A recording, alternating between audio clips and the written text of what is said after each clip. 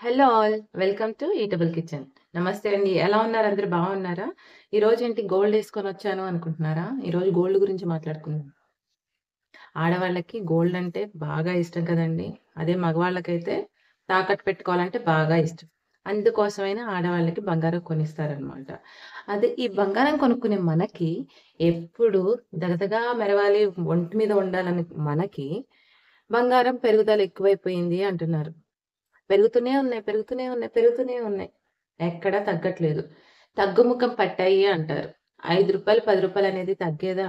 అదొక లెక్క అసల. బంగారం ఎప్పుడూ పెరగడమే గానీ, తగ్గేదైతే ఉండదు. ఇలాంటి సిట్యుయేషన్‌లో మనం బంగారం మీద ఇన్వెస్ట్ చేయడం ఎంతవరకు కరెక్ట్? బంగారం మీద ఇన్వెస్ట్ చేయొచ్చా మనం? మీరు చెప్పండి. మనం గోల్డ్ డైరెక్ట్‌గా కొనలేని వాళ్ళం స్కీమ్స్ అవి కట్టుకొని పొదుపు చేసుకొని మరి చోదిద్దులనో, రింగులనో ఏవో ఒకటి కొనుక్కుంటూ ఉండేవాళ్ళం. అలాగే బాగా కొనుక్కునేవాళ్ళు ఇంకా చెప్పక్కర్లేదు. డైమండ్ నెక్లెస్‌లు, ప్లాటినంలు, గోల్డ్ విపరీతంగా బిస్కెట్‌లయితే కొని పెట్టేసుకుంటూ ఉంటారు. మరి అలాంటి ఆడవాళ్ళకి ఇంత ముఖ్యమైన గోల్డ్ ఇంతగా ప్రేమించే ఈ గోల్డ్ ఇప్పుడు దొరకట్లేదు. కొనాలంటే కొన కొనే సిట్యుయేషన్ లేదిప్పుడు. ఏం చేద్దాం మరి? గోల్డ్ కొనకుండా ఉండలేము. గోల్డ్ వేసుకోకుండా అస్సలకే ఉండలేము. కానీ రేట్లు చూస్తే పెరిగిపోతూ ఉన్నాయి. కరెక్ట్ ఇన్వెస్ట్‌మెంట్ ఇప్పుడు మనం గోల్డ్ మీద పెట్టొచ్చంటారా? మీరు చెప్పండి. ఒకవేళ కొంటే గోల్డ్ ఏ టైంలో ఎలా తీసుకోవాలి? మీరు నాకు సలహా ఇవ్వండి. గోల్డ్ అయితే పెరిగిపోతుంది. ఒకప్పుడైతే విపరీతంగా గోల్డ్ కొనుక్కునేవాళ్ళం. స్కీమ్స్ అయితే నేనైతే జాబ్ చేసేటప్పుడు ఎన్ని స్కీమ్స్ కట్టుకునేదాన్నో. ఒకదాని తర్వాత ఒకటి, ఒకదాని తర్వాత ఒకటి, ఒకదాని తర్వాత ఒకటి కొనుక్కొని గోల్డ్ అయితే గోల్డ్ మీదయితే ఇన్వెస్ట్ చేసేదాన్ని. పర్లేదు. ఒక స్టేజ్ వరకైతే పెట్టగలిగాను. కానీ ఇప్పుడు కొనాలంటే చాలా భయమేస్తుంది. స్కీమ్స్ గూడా కట్టలేకపోతున్నాం. భారతదేశం ఎప్పుడు మారిద్దో నాకు అర్థం కావట్ల. ఉన్నవాళ్ళు ఇంకా, ఇంకా, ఇంకా, ఇంకా బిల్డింగుల మీద బిల్డింగులు, బిల్డింగుల మీద బిల్డింగులు కడుతూనే ఉన్నారు. వ్యాపారాల మీద వ్యాపారాలు చేస్తూనే ఉన్నారు. ఏమి లేని వాళ్ళు అలాగే ఉంటున్నారు. ఇదిగోండి ఇలాగా రోల్డ్ గోల్డ్ యేసుకుంటున్నారు నాలాంటి వాళ్ళు. ఇదంతా గోల్డ్ అనుకుంటున్నారా? పొరపడుతున్నారా? లేదండి. అంతా రోల్డ్ గోల్డే. కంగారు పడకండి. ఇదంతా రోల్డ్ గోల్డే. గోల్డ్ కొనాలంటే మేము ఆస్తులు అమ్ముకోవడానికి గూడా ఆస్తులు లేవు. అలా ఉంది సిట్యుయేషన్ మా సిట్యుయేషన్. నాలాంటి వాళ్ళు చాలా మందున్నారండి. జాబ్ చేస్తూ బతకాలి అంటే, సంపాదించాలి, వెనకేయాలంటే కష్టం. కానీ కొంతమందికైతే వ్యాపారాలు చేస్తారు, బిల్డింగులు కడతారు, అవి చేస్తారు, ఇవి చేస్తారు, ఇవి చేస్తారు, అవి చేస్తారు. వాళ్ళకి మాత్రం విచ్చలవిడిగా డబ్బొస్తది. ఎక్కడి నుంచొస్తదో తెలీదు. మాకు తెచ్చేది ఇంట్లో సరుకులకి, రెంట్‌లకి వాటికే సరిపోతుంది. ఇంకా గోల్డ్ ఎప్పుడు కొనాలి నేను? గోల్డ్ ఎప్పుడు కొనాలి?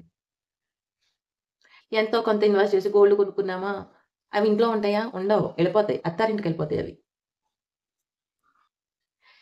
యాక్చువల్లీ ముఖ్యంగా నేను ఈ వీడియో చేయడానికి ఉద్దేశ్యం ఏంటంటే, మనకు ఆల్రెడీ ప్రతి దాని మీద జీఎస్టీ వేస్తున్నారండి. ఎవరు వేస్తున్నారు? గవర్నమెంట్‌ని దృష్టిలో పెట్టే కదా! గవర్నమెంటే కదా డిసైడ్ చేస్తుంది అన్నిటి మీద టాక్స్‌లని. సాలరీ మీద కూడా టాక్స్‌లేస్తున్నారు. ఆల్రెడీ సాలరీ మీద టాక్స్ వేసినప్పుడు గోల్డ్‌కి జీఎస్టీ, బట్టలకి జీఎస్టీ, గిన్నెలకి జీఎస్టీ, దానికి జీఎస్టీ, దీనికి జీఎస్టీ, ఎలక్ట్రానిక్స్‌కి జీఎస్టీ, ఫోన్‌కి జీఎస్టీ, ప్రతి దానికి జీఎస్టీ, జీఎస్టీ, జీఎస్టీ, జీఎస్టీ. సాలరీలో ఆల్రెడీ మీరు జీఎస్టీ కట్ చేసుకున్నప్పుడు దీనిలో మళ్ళీ జీఎస్టీలెందుకు? ఇన్ని జీఎస్టీలెందుకు? ఒక్క ఉల్లిపాయలకి కూరగాయలకి మాత్రమే జీఎస్టీ ఉండట్లేదు. ఈ జీఎస్టీ అనేది ప్రతి దాని మీద ఉండడం వల్ల మీరు పెద్దోళ్ళు ఆల్రెడీ మన భారతదేశంలో ఆల్రెడీ ఉన్నవాళ్ళు మాత్రమే వాళ్ళకే ఎదుగుదల. వాళ్ళే బిజినెస్‌లు చేసుకుంటున్నారు. వాళ్ళే బిల్డింగ్‌లు కట్టుకుంటున్నారు. వాళ్ళే ఇంకా ధనవంతులు అవుతున్నారు తప్పించి పేదవాళ్ళు ధనవంతులు అవ్వట్లేదు. ఇప్పటికి సొంత ఇల్లు ఉన్నవాళ్ళు లేరు. సొంతంగా ఒక చిన్న బంగారం ఉన్నవాళ్ళు లేరు. ఇలాంటప్పుడు మన దేశంలో కూడా కొన్ని పరిస్థితులను కూడా మన ఆర్థిక పరిస్థితులు కూడా మార్పులనేవి ఆర్థికంగా కూడా మార్పులొచ్చేలాగా డిసైడ్ చేయాలి. మన మన మన అధికారులు. అవునా కాదా? ఎంతసేపు ఈ పార్టీ వెళ్లి ఆ పార్టీ రావడం, ఆ పార్టీ వెళ్లి ఈ పార్టీ రావడం తప్పించి మనకు ఒరిగేది ఏదీ ఉండట్లేదు. సో, దయచేసి చిట్టి పికిల్స్ గురించి, అగోరా గురించి, దాని గురించి, దీని గురించి అసల మానసిక స్థితి దీని వల్ల చాలా మంది కూడా ఎంత చేసినా ప్రైవేట్ ఉద్యోగస్తులేంటి, ఎంత చేసినా కూడా వాళ్ళకి ఇంట్లో కట్టుకోవడానికి పిల్లల్ని ఎడ్యుకేషన్ మీకో విషయం తెలుసా? పిల్లల స్కూల్‌లో కూడా జీఎస్టీలేస్తున్నారు తెలుసా మీకు? బుక్స్‌కి వాటికి మనకి ఫీజ్ కట్టించుకుంటారు చూసావా? దానికి కూడా జీఎస్టీలేస్తున్నారు. ఇది ఎంత దౌర్భాగ్యం అసల? ఎంత దౌర్భాగ్యం? ఎంత ఫీజులుంటున్నాయి అసల? కానీ మనకి తప్పట్లేదు ఇంకా సిటీలో ఉన్న వాళ్ళకి తప్పట్లేదు. అట్‌లీస్ట్ కొన్ని కొన్ని ఏరియాస్‌లో కొన్ని కొన్ని చోట్ల కొన్ని కొన్ని పల్లెటూరులో మనకి అంగన్వాడీలు అవన్నీ ఫెసిలిటీస్ ఉన్నాయి. దానివల్ల కొంతమందికేంటంటే అది ఉపయోగపడుతుంది. కానీ సిటీస్‌లో ఉండి జాబ్స్ చేసుకునే వాళ్ళకైతే మొత్తం అన్నీ కొనుక్కోవడమే, అన్ని రేట్లు పెట్టుకోవడమే. పిల్లలకైతే ఎడ్యుకేషన్ మస్ట్ అన్నమాట. ఇక తప్పదు ఇంకా అనుకున్నప్పుడేంటంటే మనం మంచి స్కూల్‌లో వేయాలి. కొంచెం అంటే అన్ని స్కూల్స్ హైయే ఉన్నాయి. ఫీజ్ ఏమి ఎక్కడ తక్కువ లేవు. ఇంతింత ఫీజులుంటున్నాయి. ఇంతింత ఖర్చులుంటున్నాయి. ఒక్క కూరగాయలకి మాత్రమే ఇప్పుడు జీఎస్టీ లేదనుకుంటా. ప్రతి దానికి జీఎస్టీ ఉంది. ఆల్రెడీ సాలరీలో కట్ చేసుకుంటున్నప్పుడు బంగారానికి జీఎస్టీ, సరుకులకి జీఎస్టీలు, ఎలక్ట్రానిక్ గూడ్స్‌కి జీఎస్టీలు ఇన్ని జీఎస్టీలు ఎందుకండి? దీని మీద ఎవరు పోరాడరా? దీని మీద ఎవరు వీడియోలు చేయరా? దీని మీద ఎవ్వరు అడగరా మీరు? క్వెషన్ చేయరా? నేను అడిగేది ఇదొక్కటేనండి. దీని మీద కూడా మీరందరూ అడగాలి. మనకు ఆల్రెడీ సాలరీస్‌లో తీమాకండి అప్పుడు. సాలరీస్‌లో జీఎస్టీ ఇవి ఆ!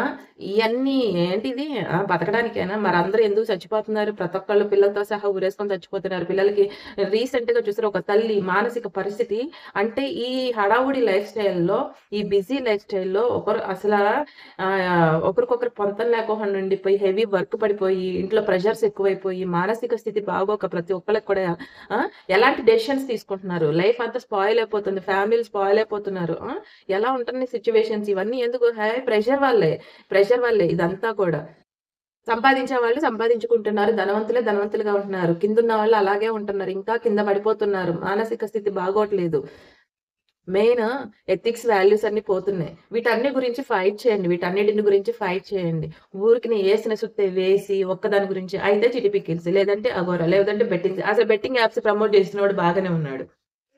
దాన్ని బిజినెస్ చేస్తున్నవాడు బాగానే ఉన్నాడు. దాన్ని వాడెవడు పట్టించుకోరేంటి నాకర్థం గాదు. వాడిని పట్టించుకోవాలి అసలైన వాళ్ళని. ప్రమోట్ చేసినోళ్ళందరిని తీసుకొచ్చి రోజు డిబేట్‌లు పెట్టడం. వాళ్ళు చేశారు, వీళ్ళు చేశారు. అసలు పెట్టినోడు ఏమయ్యాడు? ఎక్కడున్నాడు? తీసుకురండి, లాక్కరండి వాడిని తీసుకెళ్ళండి, ముయ్యండి. ఆ!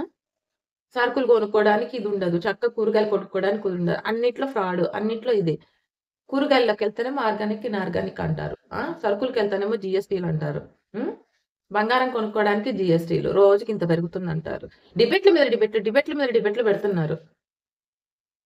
వీటన్నిటి గురించి పోరాడండి. వీడియోలు చేయండి. వాటి గురించి మన అధికారులకి ఏంటంటే సైలెంట్‌గుంటున్నారు. వస్తున్నారు, పోతున్నారు. ఎవరికాళ్ళు సంపాదించుకుంటున్నారు తప్పించి ఏం చేస్తున్నారండి? ఏం చేస్తున్నారు? ఆ! విదేశాల్లో కొన్ని దేశాల్లో ఇప్పటికి అంటే పని చేయలేని వాళ్ళకి, ఉద్యోగం లేని వాళ్ళకి, ప్రెగ్నెంట్‌తో ఉన్న వాళ్ళకి గవర్నమెంట్ చూసుకుంటుంది. ఇంత అమౌంట్ అనేది వాళ్ళకి ఇస్తుంది తెలుసా? వాళ్ళు కష్టపడుకుంటారు. డే మొత్తం కష్టపడుకుంటారు. తినేం కూర్చోరు. ఇలాంటి సిట్యుయేషన్స్ నుంచి మనం బయటపడాలంటే, మనం కొన్నిటి గురించి మాట్లాడాలి. మనం ఒకప్పుడు గోల్డ్ మీద ఇన్వెస్ట్ చేసుకునేది మన కష్టకాలంలో పనికొస్తాయనే కదండీ!